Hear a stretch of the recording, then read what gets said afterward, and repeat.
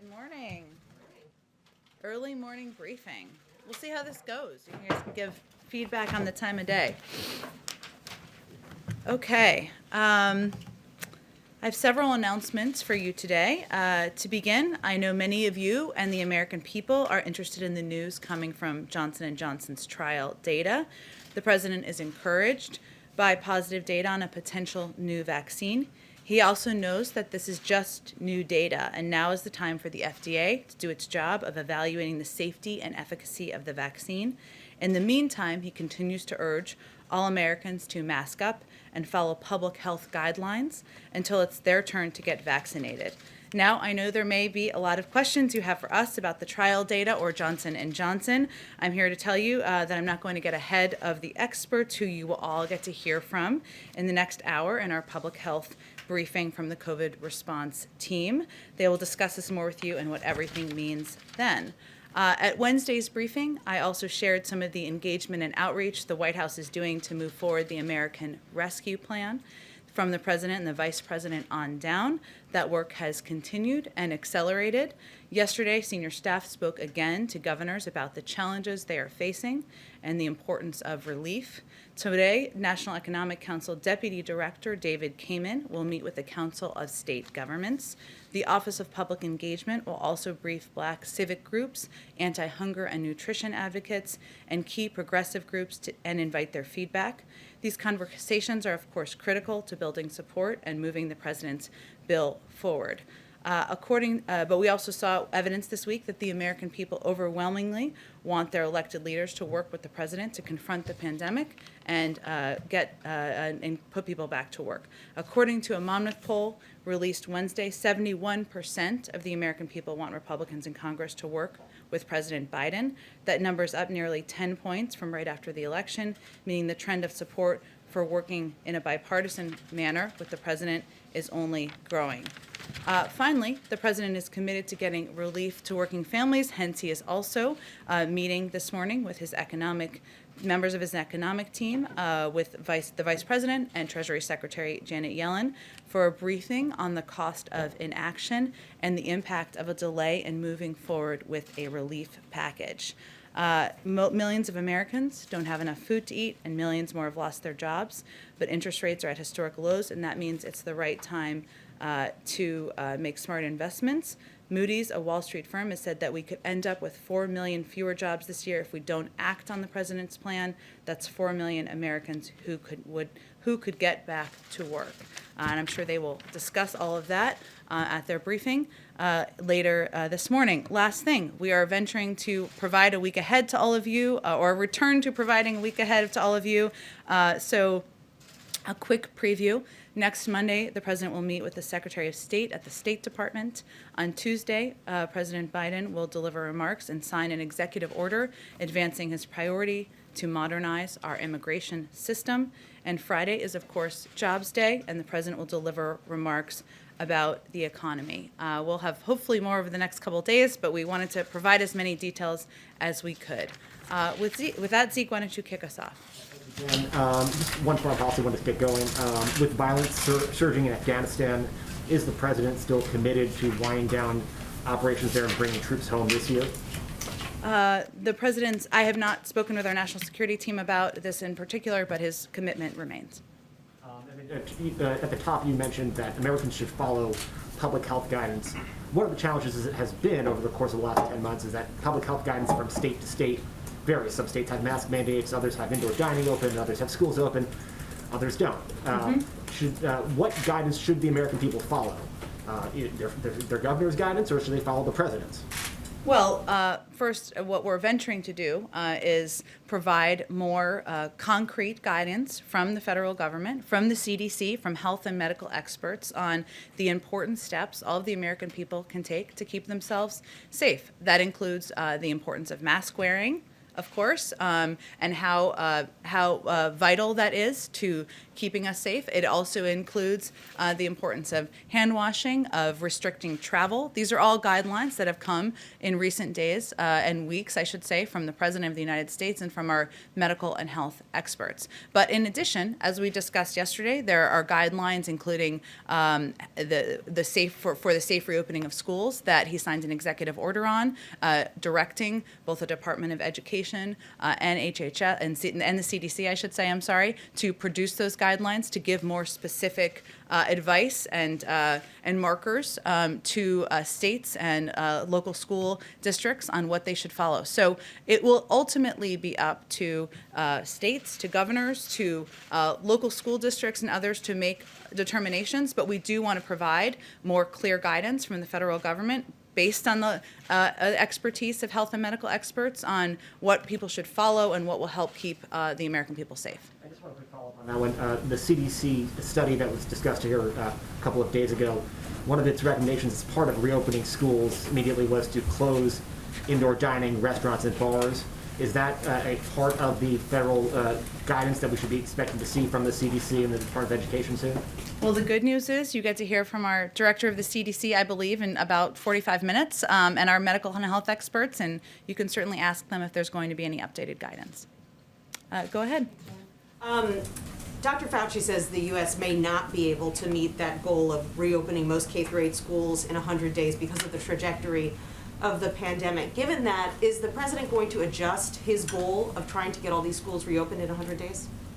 Well, as we talked about a little bit yesterday, the president wants to not only reopen schools, he wants the schools to stay open, and but he does rely on the guidance of his health and medical experts, and obviously he's not going to do anything that is not safe and doesn't keep teachers, students, and our school districts safe. But a key part of this is the guidelines, as we mentioned, the executive order he signed to ensure that school districts are getting the information they need and clarity they need on what steps that they should take to keep their students safe and teachers safe, of course. But it is also funding, and we've talked about this quite a bit in here. And the American Rescue Plan is pivotal for a number of reasons, including ensuring that Americans have food on the table, including that we can get shots into the arms of people across the country, but also that school districts, especially public schools, have the funding they need to take steps on everything from ventilation to PPE to testing. And the longer that's delayed, the harder it's going to be to meet that goal. Got it. And has President Biden spoken to former President Trump since taking office? And if so, can you give us any update on what President Trump said in his letter to President Biden? I don't have any update. I don't have any calls to report on. There are no calls to report on, I should say, and I don't have any update on the letter. And as I said when we talked about this about a week and a half ago, it seems longer than that, I'm going to acknowledge. The president, of course, thought the letter was gracious and generous, but he plans to keep it private. Go ahead.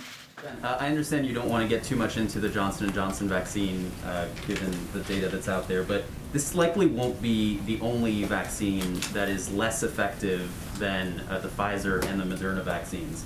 And so I wonder, what is the president's message to those Americans who would be more reluctant to get one of those less effective vaccines? And are you concerned about the impact that would have, given how many doses have already been bought on the front?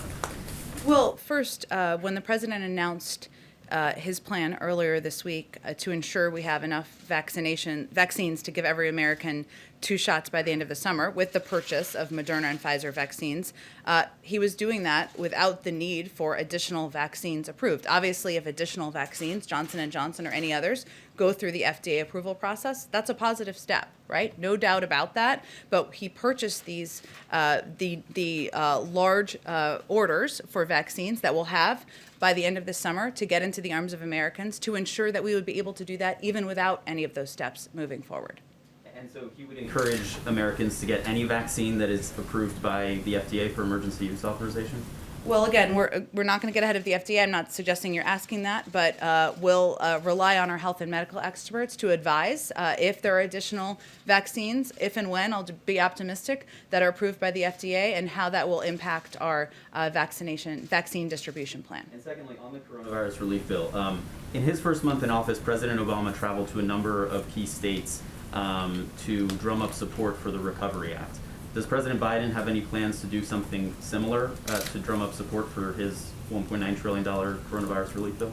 Well, Vice President Biden also traveled to a number of states to drum up support for the American Recovery Act at the time. And obviously, we weren't dealing with a pandemic, so the circumstances were quite different. But he fully recognizes, as do we, the importance of speaking directly to the American people about the components of this package, whether it's the importance of funding to get schools open or get vaccines in the arms of Americans, or just ensure that people know they can put food on the table. And so we're having to take a number of creative steps to do that, whether that's direct television or local media, or from the president, the vice president, and others. We're doing that, whether it is engaging with governors and local elected officials to ensure that we're answering all of the questions they have and that they can convey to the public. So we're taking a number of creative steps, a little outside of the box. Certainly his preference would be to get on a plane and fly around the country, but that's not a step we're planning currently. As a candidate, President Biden did travel a fair amount, especially in the final weeks of the campaign. He's now received both doses of the vaccine, and a number of safety precautions are in place and could be in place for his travel. So why wouldn't he be traveling, or is that something? Well, it's also about keeping the public safe, and we're not going to do a rally with 20,000 people. That wouldn't be a recommendation made by our health and medical experts. Right, but there wouldn't be any plans to travel without a crowd and to go out into the country? We may travel, certainly, but I have nothing to preview for you at this point in time. What I'm conveying is that it is vital for the president and the vice president and every member of our team to be speaking directly to the American people. And so we're looking for creative ways to do that. Can I ask you a foreign policy Sure. question? After Alexei Navalny was poisoned last summer, then candidate Biden said there was no doubt that the Kremlin was responsible for his poisoning, and he vowed to, quote, hold the Putin regime accountable. This week you told us that the president conveyed his concerns to President Putin, but he hasn't yet taken any action to hold Russia accountable. So I wonder, does President Biden hold President Putin directly responsible for the poisoning of Alexei Navalny? And if so, why hasn't he yet taken sanctions action to punish Russia for its actions? Well, first, the president spoke with President Putin earlier this week, as you know, and he did not hold back in his concerns about a number of the actions of the Kremlin and of the Russian government. But there is a review underway that we have spoken about a bit in here by our national security team, and we'll let that review carry forward. That includes the SolarWinds breach. It includes the poisoning of Alexei Navalny. It includes I'm kind of losing my thought here, but it includes a number of steps, a number of concerning actions they've taken. We want that review to carry forward and to be completed, and the president always reserves the right to respond in the manner of his choosing and at the time of his choosing. Does he hold President Putin responsible for the attempted assassination of Alexei Navalny? We're going to let the review carry forward, and then I'm sure we'll have more to say about it at that point in time. Go ahead. Thank you, Jen. The New York Attorney General released a report yesterday saying that the state had undercounted the number of COVID deaths by as much as 50% in nursing homes.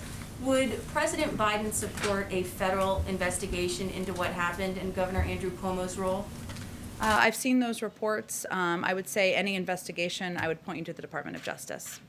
Does the White House think that it should be looked into further? Again, any investigation would be led by the Department of Justice. We're in a new age where they're independent, and they will determine what paths they take moving forward. Okay, on immigration, I know you said yesterday that it was never 100% that today was going to be Immigration Day, that it was just an early draft and things changed. But can you help us understand what exactly changed and why it's taking a little bit longer for these executive orders and actions on immigration to execute? Sure. It's of course been widely reported that the president is planning to announce his task force, or now plans to announce his launch of a task force on reunifying families and children, something that is he's personally committed to, his wife, Dr. Biden, is personally committed to and invested in, and he will plan to make that announcement next Tuesday. The task force will be led by Secretary of Homeland Security once he's confirmed, Ali Mayorkas, and we'd plan to sign that executive order today, or at the end of this week, I should say. Early plans sometimes do change, and that was a draft plan, which those changed many times, I can assure you, from sitting through many scheduling meetings. But we had planned to do it this week because we'd hoped that Ali Mayorkas would be confirmed by the end of this week. But because of the filibuster of his nomination, we expect him to be confirmed on Monday evening, and therefore the president will sign it on Tuesday, and then Secretary Mayorkas will be overseeing that moving forward. Okay, one more question, a foreign one. Can you give us just a little bit more of a timeline in terms of how much longer you think it will take for the White House to engage with Iran on its nuclear program? Because you had one of Iran's top diplomats saying yesterday that it believes the window is closing. Well, I'm not going to give a timeline on it. Obviously, it requires Iran complying with the requirements of the nuclear deal. We've said previously, but I will reiterate here, that the president also sees it as an opportunity to build on the plan from there, and I apologize, I just want to make sure I give you the exact language. He believes that through follow-on diplomacy, the U.S. should seek to lengthen and strengthen these nuclear constraints and address other issues of concern, including Iran's ballistic missiles program and its regional activity. But again, Iran must resume compliance with the significant nuclear constraints under the deal. Now, he's also talked about, and thematically we've talked about, how working with our partners and allies, including the Europeans, members of the P5+1, is pivotal to any engagement moving forward, of course, including on what the future of the Iran nuclear deal is. Go ahead. Thank you, Jen. Just a follow-up on Iran. Would the president consider meeting with his Iranian counterpart, Hossein Rouhani, and maybe following President Obama's example, for a starter, have a telephone conversation with him? I think we're getting a little bit ahead of where we are in the process. Again, the first step here is for Iran to comply with the significant nuclear constraints under the deal. But I am certain we will continue to discuss this issue in here and at the State Department and other parts of government. Go ahead. In the wake Steve of- Holland. Oh, hi. I didn't even recognize you with your mask for a second. Just to follow up on Jeremy's question, Yes. did President Biden specifically call on President Putin to release Alexei Navalny? Yes, as we have publicly, as our team has repeatedly called for through the course of the last several weeks. In terms of the specifics of the conversation, I don't have any more details for you on that. We don't know what Putin said, or did he make any promises? I don't have anything to read out on President Putin's comments, no. In the wake of the GameStop trading incident, is there a public role the White House can play in educating people about the dangers of this type trading? Well, Steve, I know the SEC issued a new statement earlier this morning, or just before I came out here, and I'd certainly point you to that and others to that. And we, of course, respect the role of regulatory agencies. They are closely monitoring the situation, but it's under their purview at this point in time. And I guess part of our education can be conveying to people that the SEC is the regulatory body that would oversee this and can speak to it further. Go ahead. Thanks, Jen. Two on Capitol security. So the acting chief of police up on Capitol Hill has recommended a permanent fencing around the Capitol. I was wondering if the Biden White House or President Biden himself has any thoughts on this, if permanent fencing is the right answer, or does it project the wrong picture to the American public? I'm not sure we're going to have any comment on that specifically, but I'm happy to talk to our National Security, Homeland Security team if we have anything further to add. Follow-up, Speaker Pelosi said, I believe it was yesterday, that she feels that threats are coming from inside the House, with other members being allowed to carry guns. Of course, we have conspiracy theorists among the ranks of the GOP now.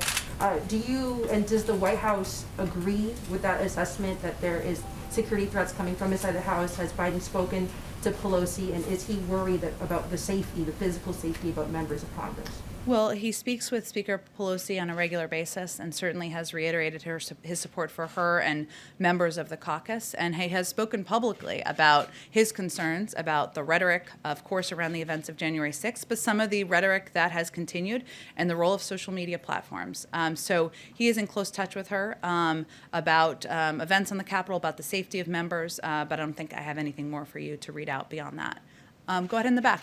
Thank you, Jen. Two quick foreign and one domestic, if that's okay. Can you confirm officially that Robert Malley's been appointed special envoy for Iran? Is that? I can. I believe it was announced this morning, yes? Or I guess I can confirm it here too for you. And then as you know, settlements have been a major obstacle to getting the Palestinians back to the negotiating table. Would President Biden consider it, does he believe settlements are, should be halted in the West Bank so that the Palestinians will come back? I don't have any new comments from President Biden on this or the current circumstance. He's obviously spoken to this particular issue in the past and conveyed that he doesn't believe security assistance should be tied, but I don't have anything more for you on the path forward toward a two-state solution. Following up on the Capitol Hill fence, you know there's a fence outside here, a temporary one around the White House. It's been up since last summer. President Trump took a lot of criticism for it. Would President Biden consider bringing that fence down so people can take photos in front of the White House again? Well, I think we'd all like that, including members of my family and people in Washington. But I will talk to our security team and see if there's anything further to convey to all of you. Go ahead. As you guys are thinking about the task force to reunite the parents and the separated children, what are you sort of learning about the scope of that challenge? Since it's something that groups have tried to do in the past and failed, how many people do you think would need to be tasked to that to actually make it effective? Those are excellent questions, and I expect that when we announce, when the president signs the executive order next week, when we put the task force together, when Alan Mayorkas is confirmed as the Secretary of Homeland Security, maybe we'll have him come to this briefing room, or I'm officially inviting him here today to come to this briefing room. But, you know, there's no question that we recognize this is going to be incredibly challenging, that there will be a lot of work to be done, that is why this will be a priority. It's not only a priority for the president, but will be a priority for Secretary Mayorkas. But I will leave it to him and to others at the Department of Homeland Security to outline and preview for you the path forward.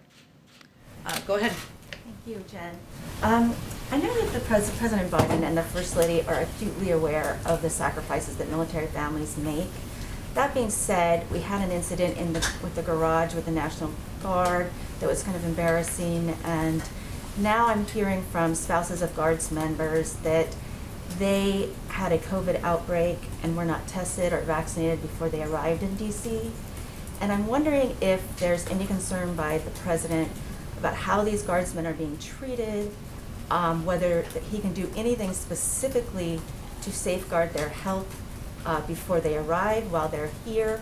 Can he get vaccinations to and testing to governors specifically for the purpose of providing some health safeguards to these soldiers?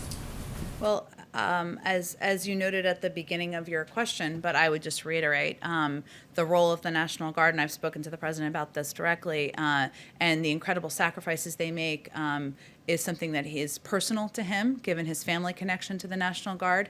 He had called the head of the National Guard just last week when the reports came out about the treatment of the National Guard and the fact that many had been sleeping in garages, and of course conveyed his dismay of the photos he had seen and their treatment, and also offered his personally any help that he could provide, whether even if it was boosting morale. And certainly that line of communication remains open should there be something that he can do from his end. In terms of specific prioritization of the vaccine, I would point you to the Department of Defense and leaders over there to speak to that more specifically. Okay, one follow-up to that. On the question of Nancy Pelosi, Speaker Pelosi's concern about the enemy within, has the president been briefed on such a threat, and does he agree that the National Guard should be here until mid-March during the impeachment trial? I'll speak to Liz Sherwood-Randall and our Department of Homeland Security, our Homeland Security colleagues here to see if there's more specifics we have from our end, but I would point you to the Department of Defense and the National Guard team otherwise. Question is on print cooler from Sure, go ahead. reporter from WUSA. The reporter asks, I've learned that the IRS employees nationwide are having telework suspended. They're all being called back into the office. This despite an OMB directive issued Tuesday ordering federal agencies to only allow 25% capacity in federal buildings. If IRS employees have been doing telework successfully, why is now the time to bring them all back into the office? Is that safe? I would point you to the Department of Treasury where the IRS is located for any further comment on that. Go ahead. Oh, sorry, I'll come to you next too. Jen, just on the Defense Production Act, you've been asked a few times in these briefings about any specific instances of the Defense Production Act being used. Yesterday, the Chief of Staff, Ron Klain, suggested that it was being used as it relates to the production of N95 masks. Is there anything specific you can tell us on that, or any other companies or products where the Defense Production Act is being used now? Well, we're not going to get into specific companies. Obviously, there are procurement processes here, but also that take place at federal agencies, but also we're still early in the process. It was invoked just last week, but I can give you more specific detail in terms of how we plan to use it on vaccine supply. I think one of the, also the products that Ron Klain spoke about was low dead space syringes, which are the key to getting the 6th dose out of the Pfizer vial. Pivotal in getting more vaccines out into the public. N95 masks, isolation gowns, nitro gloves, again, safety and keeping people safe from infection, pipette tips and high absorbency foam swabs for testing, and then lipid nanoparticles, which are key to the mRNA vaccine, and bioreactor bags, which is what the vaccine is mass produced in. So as you can tell, a lot of this is materials that will help ensure that the vaccine can be used by vaccinators and transported in some cases to vaccine locations.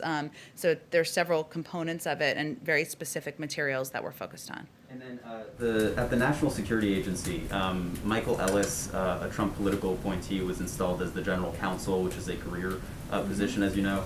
Are you guys considering reviewing that decision or attempting to remove Michael Ellis from his position as general counsel of the NSA?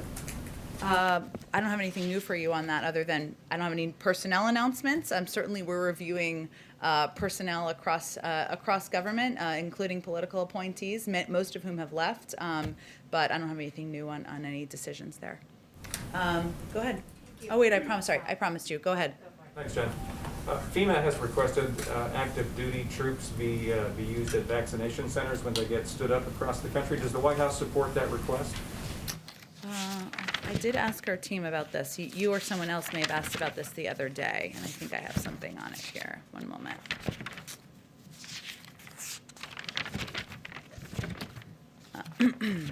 Thanks for your patience. Lots to say about COVID, no doubt about it. So, let's see. Let me talk to our team about it. You know, I know I've seen that request from FEMA. Obviously, part of our objective is ensuring that we have vaccinators on the ground. I know that's not what you're asking about, but also the ability to move materials and move vaccines. So we are tapping into any resource we can, but it's more predominantly focused on kind of a health and medical core, and that the ability to get those people into communities. But I will check with our team and get you something more specific. One on double masking. There's been some increased discussion about that publicly. We've seen pictures of the president double masking and those around him. Is that a personal preference, or has he been advised by his medical advisors to do that? Well, you're going to talk to the medical advisors in just the next 15, 30 minutes, whatever the time is, and you can ask them more specifically. There hasn't been specific CDC guidance. As you have probably seen, Dr. Fauci spoke to this, I believe, in the last couple of days and said it was common sense or made sense. I can't remember exactly how he phrased it, but there hasn't been additional medical guidance given. I've been around the president where he's been wearing one mask. I think obviously he abides by the health and medical advice. Sometimes, not to get too detailed, but it looks like two masks sometimes because we put the N95 one on. And it's a little bit more comfortable to have this one on top of it. But I would encourage you to ask the health and medical team during the call that's coming up. Go ahead. Jen, did the White House have advance notice of the Johnson & Johnson results, and did that affect the White House's decision to go ahead and purchase 200 million doses from Pfizer and Moderna?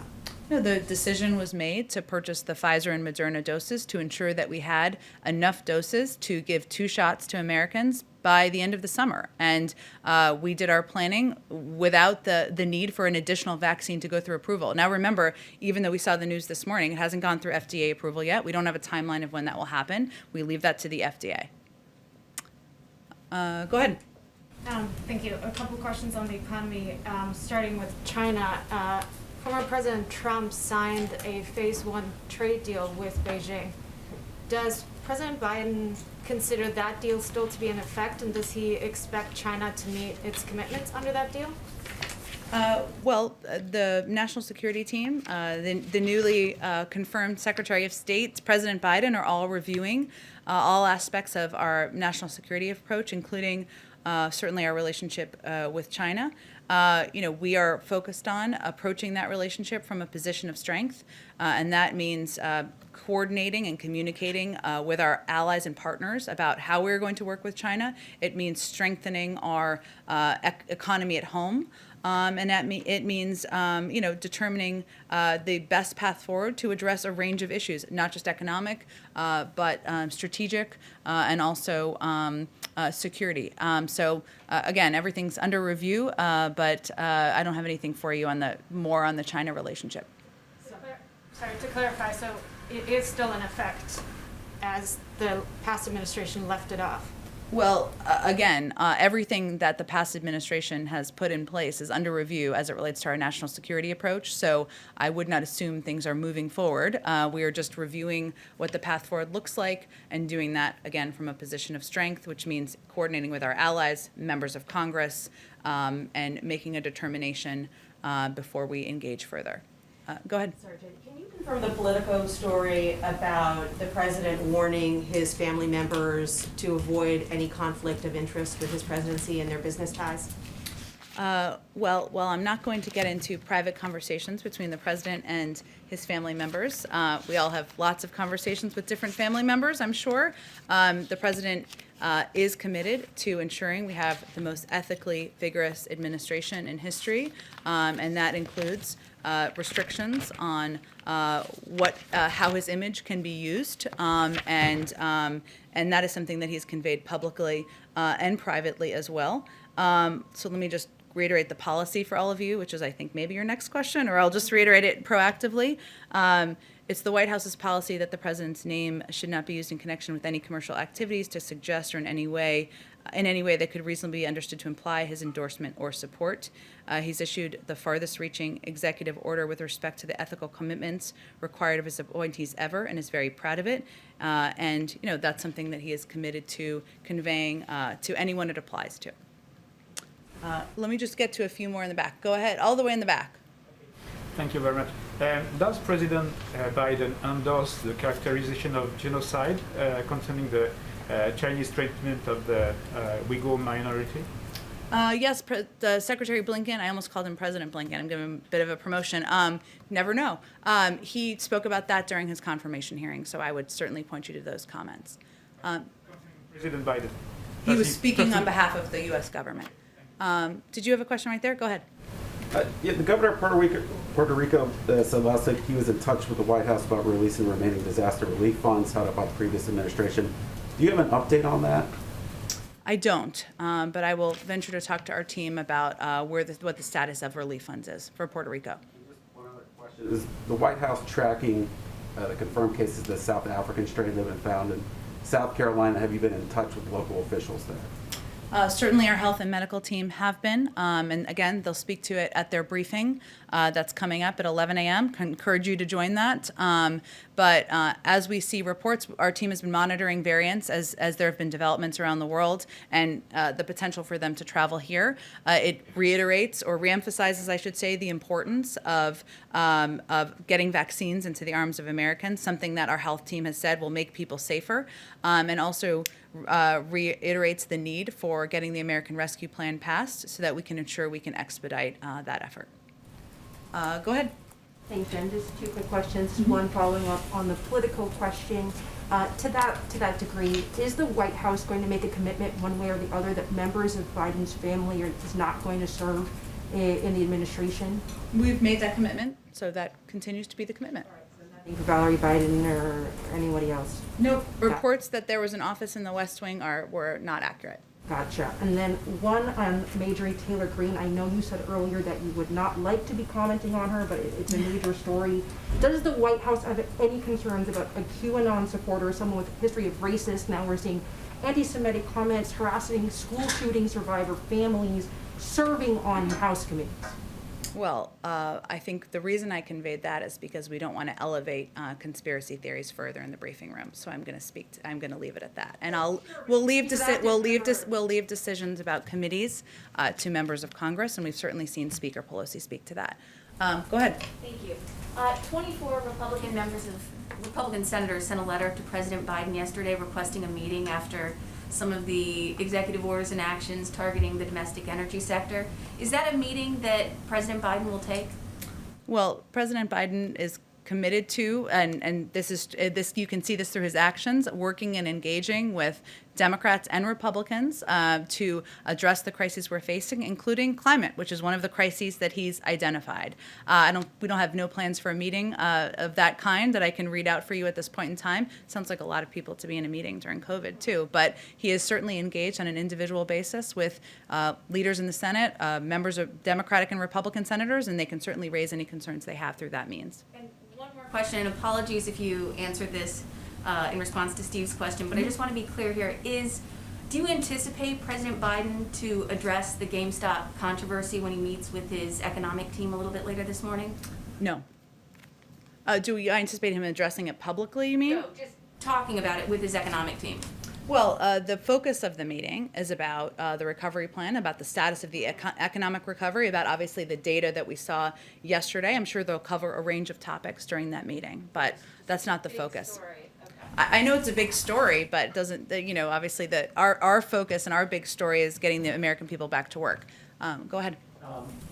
I know hundreds of White House staffers now have been vaccinated for the coronavirus.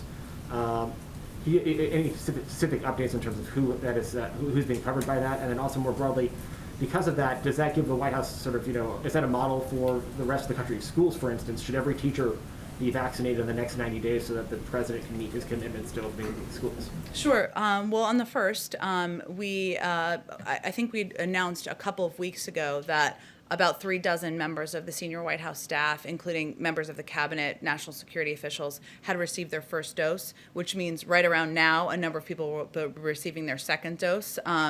We are also, as you noted, had released a couple of days ago that the objective and the plan of the White House Medical Unit was to vaccinate hundreds of additional staffers to create a COVID-safe environment here.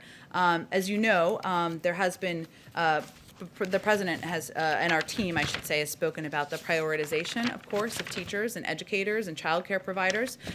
We'd certainly defer to CDC on what that should look like, and they may speak to that on this 11 a.m. call as well, but I'm not going to get ahead of their outlines or prioritization or specifics. And just one more on GameStop, not to belabor the point, but I love the effort. You guys are trying so hard on this.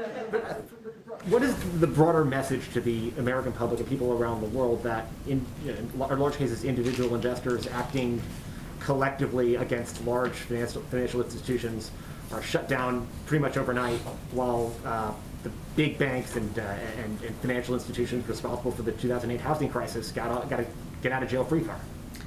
Well, the message is that the U.S. government is starting to work how it should. The SEC is a regulatory agency that oversees and monitors developments along these lines. It is currently in their purview. They've put out several statements this week. We will certainly defer to them on that, and I'd point you to them for further questions. Go ahead in the back. Thank you. Jen, can we expect to see the president in this briefing room anytime soon? Mm-hmm. Are you eager to see him? Is that what you're saying? Sure. You know, the president took questions earlier this week when he did an event, and we certainly are going to look for opportunities to continue to do that. The location of where the questions will take place, I don't think I have anything further, but we'll look for additional opportunities for him to take additional questions from all of you. Go ahead. Thank you, Jen. What does President Biden make of reports that Senate Democrats, including Bernie Sanders, who will chair the Budget Committee, which is chairing the Budget Committee, are planning to expand the use of the budget reconciliation process for legislation that's not revenue, does not directly impact federal revenue, like the $15 minimum wage? Is that something that President Biden is okay with? Well, the president is going to leave it to Congress to determine the parliamentary process for moving legislation forward, as should be the case. I think it's obviously been broadly reported that there is consideration on the American Rescue Plan of what the path forward will look like and how to expedite moving that forward. And there's an urgency, and we certainly feel that. But our view is that this bill should be bipartisan. 74% of the public support it. And we want Republicans to work with Republicans on fighting COVID and putting the American people back to work. But as we work on this bill, if we are going to, our priority is on getting it through and not on the focus on what the parliamentary process is.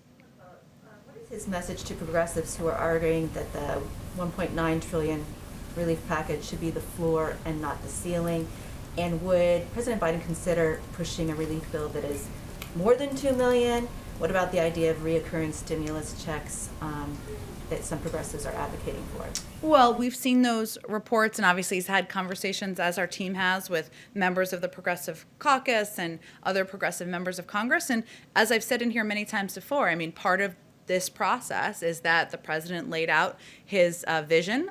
He is getting feedback.